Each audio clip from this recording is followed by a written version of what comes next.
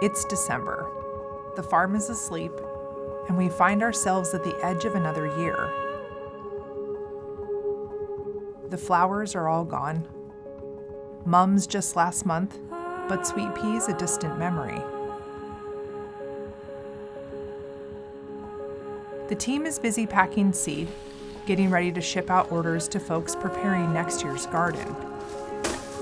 And I am taking stock. Not what needs doing, but what was done. Not what's growing, but what grew. Not just in the fields, but in us. December reminds me that a year isn't measured in perfection. It's measured in persistence. This year, we shared a course about flower arranging that I've dreamt of for so long. It brought me back to why I started all of this, to the creative practice of making something for no other reason than to do it, to be present, to connect with when and where I'm at.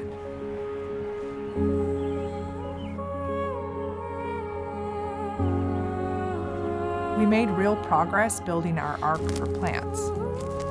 Daffodils, roses, lilacs, crabapples, mums. Look at these. So many friends disappearing that we need to save. Welcome to your new family. We also wrote a book, the hardest of my career. Pages that almost didn't happen, but had to, because this knowledge should belong to us all. Okay, you normally don't get to see him. There's Chris. And we shared real stories from the farm with as many people as we could. All right, we just filmed the very beginning of episode 1 out in the meadow. The imperfect ones, the beautiful ones, the funny ones, the true ones.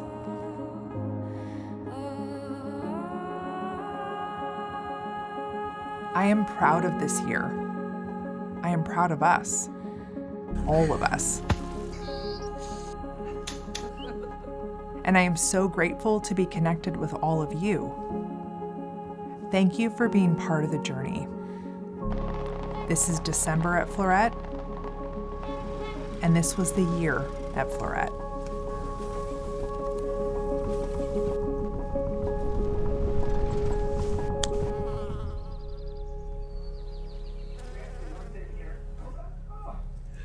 Okay. Oh, Pickle. Oh. Introducing my dog Pickles. She's one of 2 Chihuahua mixes that I have. And she's probably like 12 or 13 years old. And she just had some teeth pulled out. She's kind of groggy. I thought she would like to be in here with me. It's kind of warm in here, so. Yeah, you got a heating pad under her bed. She needs it. Okay, we are finally in December. It's like nesting time. It's like cozy season. We're gonna do something different today than we have been doing. So what's that? Because it's a very quiet month on the farm, and it is a time of reflection, and everybody is kind of nesting and hunkering down. Feels like the perfect time to kind of look back on the year. And I would say the first piece is this project. Okay, interview number 1 for our vlog, which is a project that we've been wanting to work on for like 2 years, and we've never had the time, so we're making the time. But just wanted to show you what it looks like. Our real hope was that we would start in January, but it took a fair amount of planning and organization, and also just like, are we sure we're ready to commit to this big of a project? Because it is a serious undertaking. And so, you think it's all peaceful? Like, I mean, there was a few times that each one of us was like, I don't know if I can do it. You messed up my shot. There's a guy in a kiddie pool and some ducks. And then finally we're like, let's just try it. Let's just see what happens. What if we just give it a go and then let ourselves learn?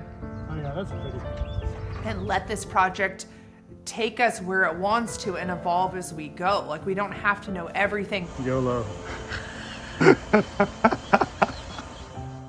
so let's see if he can film and do the drone at the same time. I feel like the episodes have changed as we've gone along. We were trying to do way more in every episode in the beginning. We were putting all of the, not pressure, but like Chris was doing the bulk of the filming, and then over time the crew, the team has been more involved. I'm going in. I would say this has been such a defining part of the year. And then Rob's on FaceTime. This would be so much better if I had a British accent. Okay, now are we going in? I was going in, but I just keep getting distracted by one more thing. What has been the thing that you've enjoyed most about this project? I personally get so much out of committing to a project where you have to continually push through resistance, overwhelm, stress, frustration, confusion, and keep putting in the time and putting in the energy. Erin's rewatching her video to make sure that it's right. You can't make any excuses, you have to do it. And I love the fact that we are doing this every single month, whether we feel inspired, Okay, the sky behind me just exploded. whether there's a lot of footage or we have to dip more into archival, whether the weather was bad or it was good, or we're stressed or we're tired, we're still doing it no matter what. All right, we are out here getting the last stuff. Wait until the sun sets. I know you always hate revisiting. No, it's just, I mean, you have to, but it was like, Being able to be in this conversation with you where we get to talk about the things that are happening on the farm and showing it, but also like deeper life lessons and things that we're thinking about. And I love the whole format of it. I feel like I get to, it calls me into being a better person. stays in the ether, so when we do talk about It's been such a gift. You normally don't get to see him. There's Chris. How much do you love getting water in your boot? Hello, here I am. I'm gonna take you on a tour.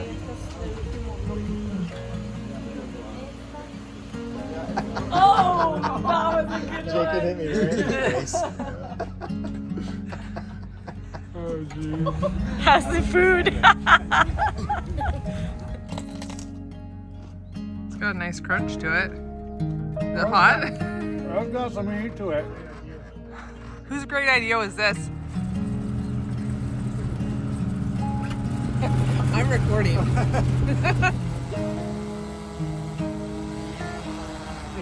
What do you think? Do you think Rob's gonna like what you got? Good job, us. I think so.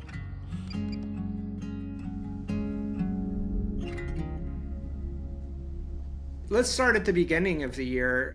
The first thing of like big thing that felt big to me was getting the rose collection in the ground. We've been collecting plants for years from so many different sources, and this year we finally put them in the ground. And it was a very big moment. Marjorie Fair and Art Deco are in the first row. I mean, I knew it was going to be a massive project, but it was so much bigger, and we're not even done. Okay, this really is the last one. For now. Just for those people who haven't kind of followed along, I mean, like you mentioned, we've been talking about this project in different ways for a long time, but like, what is the basic vision for what you're doing with these roses? The heirloom varieties of roses here in the States are really in jeopardy. We decided a few years ago to adopt the old European varieties, like these different classes. So that'd be the albas, the centifolias, the damasks, the oldest of the old roses, the ones that are in the most jeopardy, and hold them here on the farm as like a living library of genetics. Let's look up how old this is. Originating around 1580. Wow. So they smelled the same smell in 1580. It's like a thread that's running through time. Wow. Oh, love that. Love that so much. Well, and kind of under this, somewhat of a similar umbrella, but a different project, there's lilacs too, right? Yeah. You're working Yep. on finding forgotten varieties. Okay, everybody's labels you're in. Once I started working on the rose project, I kind of turned my attention to others and then realized the same thing was happening for lilacs, but it even at a faster rate. Like all of the sources essentially disappeared in 5 years. I had to hunt for plants, but I'm glad I did. Okay, so check this first one out. I started collecting, and that has as many varieties as I can find, as much as I can talk people into it. I bribe them. I'll do anything. Like, I love to try to figure out how to convince somebody to give me a rare lilac. I mean, they're like gold. Okay, so we've got 1, 2, 3, 4, 5, 6, 7, 8, 9. And we have, I don't even know how many varieties. I didn't have to count because we've been adding to it, but that has been a big project this year that's kind of picking up steam. We kind of have been joking like it's the ark for plants, for like the forgotten plants, the ones that have fallen out of favor, the old ones, but it really is like 2 by 2. Like ideally you can get 2 of them and bring them to the farm, and then it just keeps growing. I'm like, what am I doing? What am I doing? But I know what I'm doing, but it's also kind of intense. Tagging it on, I mean, there's roses, there's lilacs, and I know there's others too, but there's also crabapples. That's another one of the plant collections. Like there's the old historic varieties, there are wild varieties, and then there's the more cultivated ones. I got to taste them for the first time this year. Ooh, that's good. To see all the different colors of blooms and the bees working on the blossoms and just all of it, like that's been very, very fulfilling. Smells like candy. I have heard you use the phrase before, the island of misfit toys, as a description for kind of the plants and trees, flowers, etc. that you're focused on. Can you just explain that a little bit?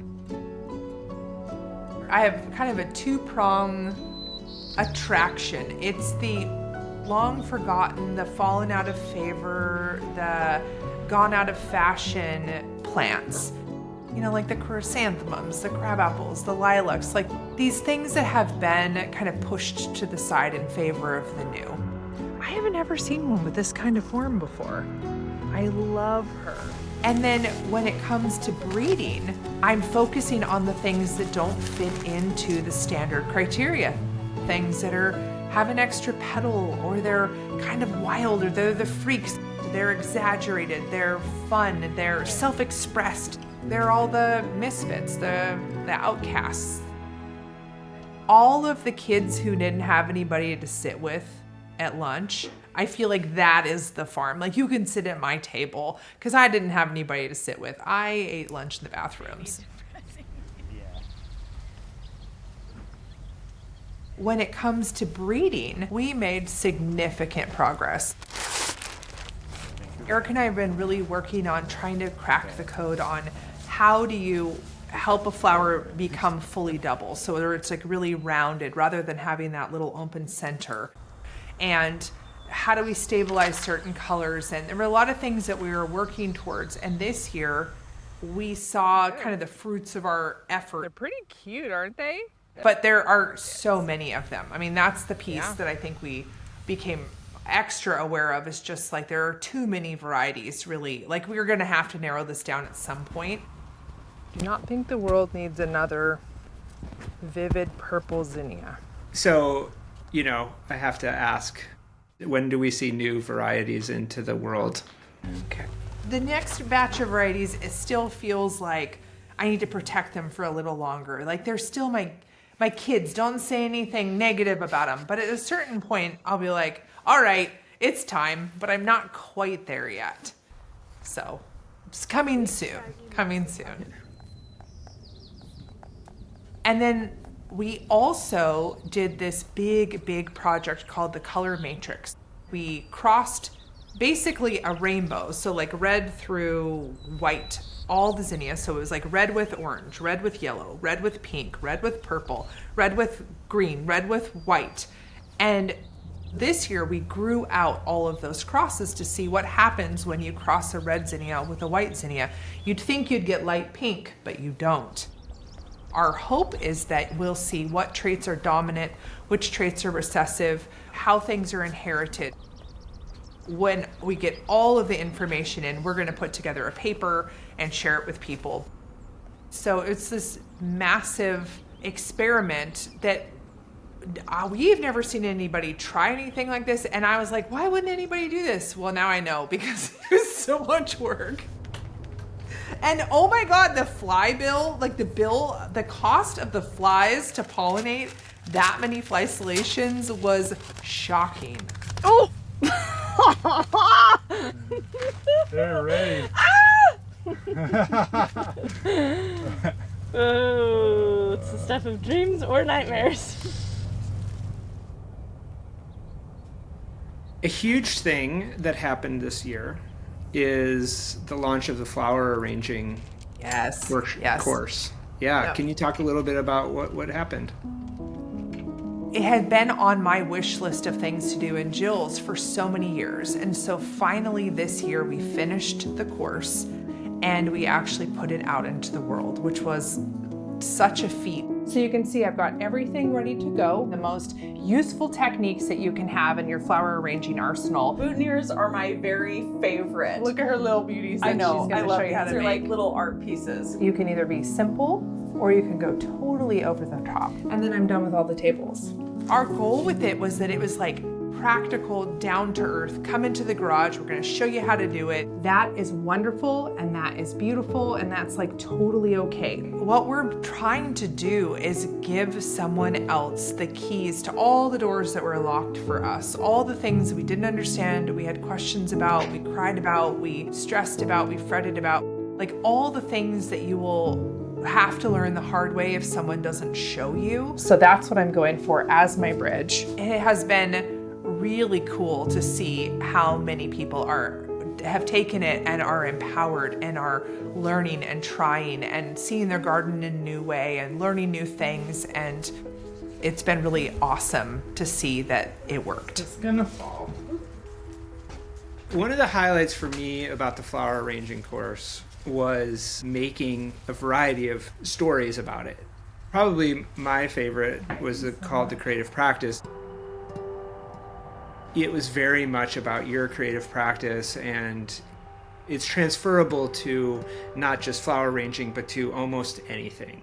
Mm-hmm. If you are a person who makes things in whatever fashion that could be, in my case, making films, or videos, photographs, whatnot. And I think it just was filled with such great advice. And it seemed like, to me, one of the things that came out of it this year was your commitment or recommitment to the Year in Flowers project. Over the years, I have on again, off again, made arrangements every week throughout the growing season, but it's been a couple of years since I've done it consistently. And so when we were putting together all of the special pieces talking about the flower arranging workshop, it really kind of lit that flame again. I'm making things all the time, but they're always for a project. I think the purple and blue will work. I mean, it's a little... Yeah. I think it'll be good. Yeah. It wasn't just for the creative outlet. And so I recommitted this year, starting early in the season. Okay, so my idea here is I want to do a time lapse here. This year, we started playing around with doing time lapses. They have been such a fun outlet. I started looking at things in a new way. I'm looking for where the window pane shadow is going to move across the arrangement because you need movement, or could I choose flowers that as they found the light, they turned towards it.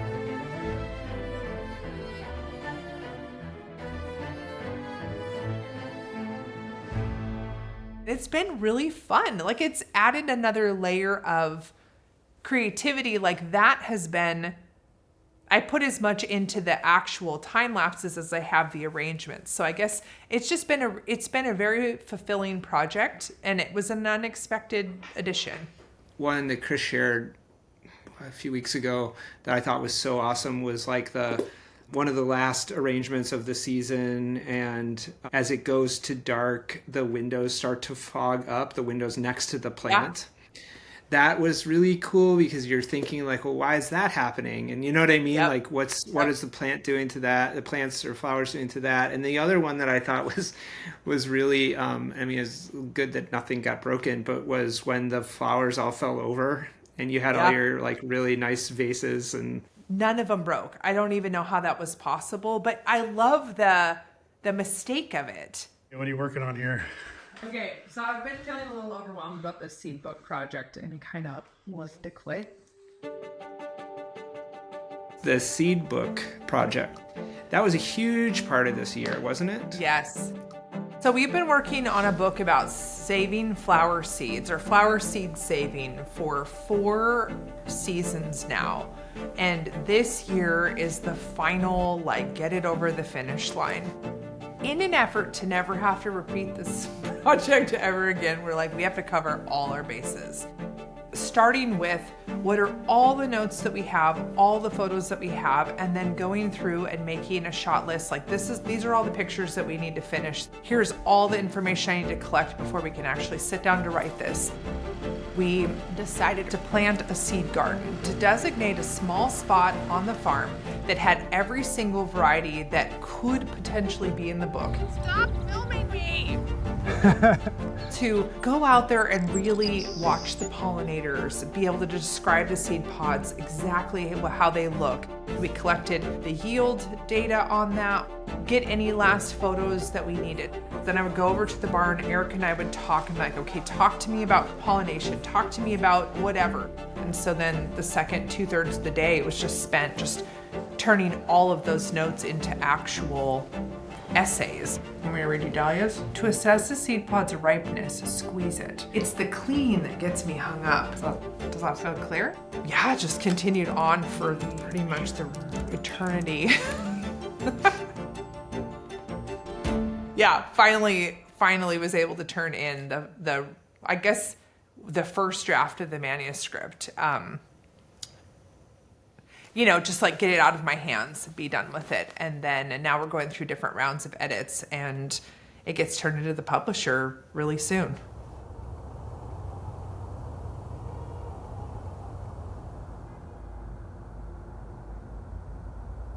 Is there any learnings or lessons that you think 2025 has given you? I feel like the biggest lesson this year really has been these repeating patterns that mark our life, especially because of the farm. It reminds me that you get so many different tries.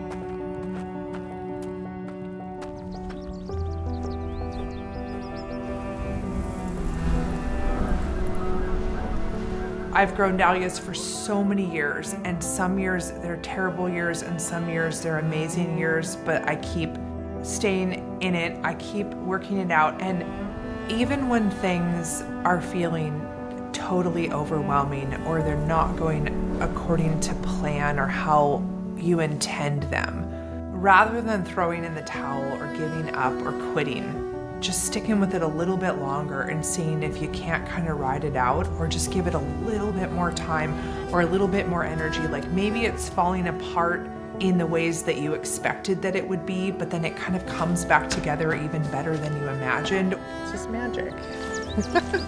Staying open and curious to things being different than you expected and not giving up just because they don't go the way that you wanted.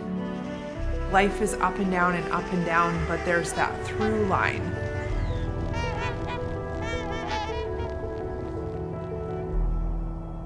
It's a tough time of year. I mean, you have to make peace with what was, all the mistakes that you made. Everything is in sharp focus. You have what you have, you accomplished what you accomplished, you have all of your regrets and all of the things you're proud of, and like, how do you reconcile all of it? If I have regrets and if I made mistakes, the only thing that makes me feel better is figuring out how I can apply that going forward. What can I learn? What was life trying to teach me? What were the lessons that I didn't get last time that maybe I can get this next time forward? But you have to be still long enough to be able to really think about that. And then the planning begins. And then the visions board begins. And then I start again. It's like, I don't know, it helps me feel like there's hope. So, yeah. Yeah.